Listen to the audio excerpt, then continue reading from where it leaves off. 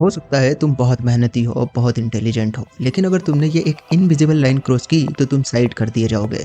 फिर चाहे वो फ्रेंड सर्कल हो, जॉब हो या फिर कोई बिजनेस। लेकिन अगर तुमने ये समझ लिया कि ये कब, क्यों और कैसे होता है, तो तुम इस गेम में लंबे टाइम तक टिके रहोगे। तो चलो समझते हैं। सबसे मेहनती और इंटेलिजेंट लोग अक्सर सबसे पहले बाहर कर दिए जाते हैं, और ये कोई एक्सीडेंट नहीं होता, बल्कि ये एक पैटर्न है जो हर ऑफिस में, कॉलेजेस में और बल्कि हर एक बिजनेस में 100% चलता है। और मजेदार बात यह है कि इसके पीछे का कारण कभी भी परफॉर्मेंस नहीं होता, बल्कि तुमने एक इनविजिबल लाइन क्रॉस कर दी होती है। जरा इमेजिन करो, तुम किसी बॉस या सीनियर के अंडर में काम कर रहे हो।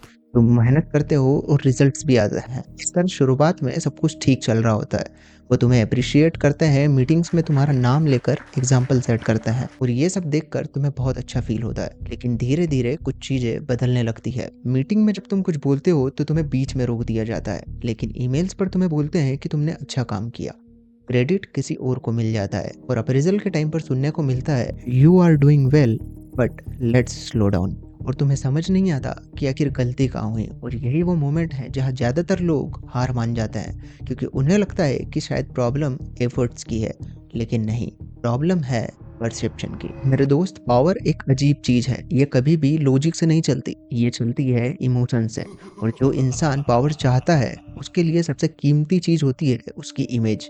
मतलब जब तक तुम यूजफुल और हार्मलेस हो तब तक सब ठीक है, लेकिन जिस दिन तुम उनसे ज्यादा शार्प दिखने लगे, तुम एसेट नहीं रहते, तुम मिरर बन जाते हो। और कोई भी सीनियर ये नहीं चाहेगा कि किसी और में वो अपना फ्यूचर देखे। हम एक और एग्जांपल लेते हैं, फिर मैं तुम्हें सिखाऊंगा आखिर इन लोगों को कैसे यूज कर सकते हैं। मान लो तुम एक प्रेजेंटेशन तैयार करते हो जो कि जेन्युइनली बहुत स्ट्रांग होता है। तुम सोचते हो इसमें तो कंपनी का ही फायदा है, लेकिन उनके दिमाग में एक साइलेंट कैलकुलेशन शुरू होती है। अगर ये मुझसे बेहतर दिख रहा है तो बाकी लोग मेरे बारे में क्या सोचेंगे।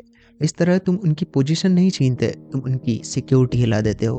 और जहाँ सिक्योरिटी हिलती है वहाँ ईगो रिएक्ट करता है, और फिर यहीं से शुरू होती है पॉलिटिक्स। अब यहाँ एक रूल काम करता है जिसे लोग किताबों में पढ़ते जरूर हैं, लेकिन असल में समझते नहीं।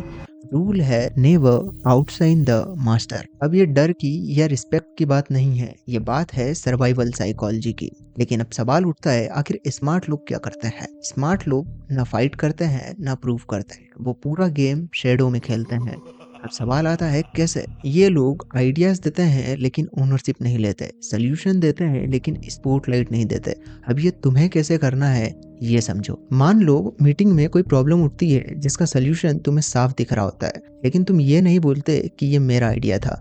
तुम बोलते हो, सर कल आपने जो पॉइंट बोला था उस डायरेक्शन में अगर हम ये ट्राई करें तो शायद बेहतर हो सकता है। इस तरह आइडिया वही होता है जो तुम चाहते हो।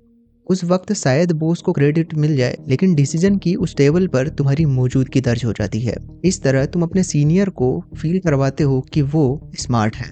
अब ध्यान रखना, ये कोई मैनिपुलेशन नहीं है, ये एक ऑब्जर्वेशन है, क्योंकि मैंने खुद हाई परफॉर्मर्स को स्लोली आइसोलेट होते देखा है, प्रोजेक्ट से हटते हुए और डिसीजन से बाहर होते हुए देखा है। और सच बताऊं तो पहले ये गलती मैं भी कर चुका हूँ, क्योंकि मुझे भी लगता था शायद टैलेंट इनफ है, लेकिन नहीं।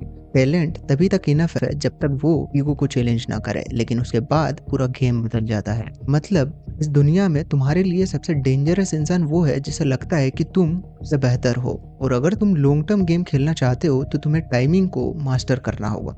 कब दिखना है, कब छुपना है, कब बोलना है, कब चुप रहना है। ये कोई डर की बात नहीं है, ये पावर लिटरेसी है। सो अगर तुम उन लोगों में से हो जो दुनिया को जैसी है वैसी देखना चाहते हो, ना कि वैसी जैसी सिखाई जाती है, तो ये चैनल तुम्हारे लिए। यहाँ कोई मोटिवेशन या गिल्ट नहीं मिलने वाला, यहाँ तुम्हें सिर्फ रियलिटी और क्लैरिटी मिलेगी, और यही क्लैरिटी तुम्हें पावरफुल बनाएगी।